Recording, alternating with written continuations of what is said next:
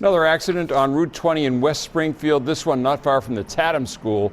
West Springfield Police Captain Robert Duffy told 22 News 2 cars collided on Route 20 Westfield Street just after 5 tonight. One car was turning into Craywell Ave and was hit by a car coming the other way from Westfield.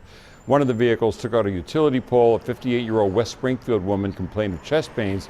She was brought to the hospital. Both cars were towed away. Route 20 is clear right now.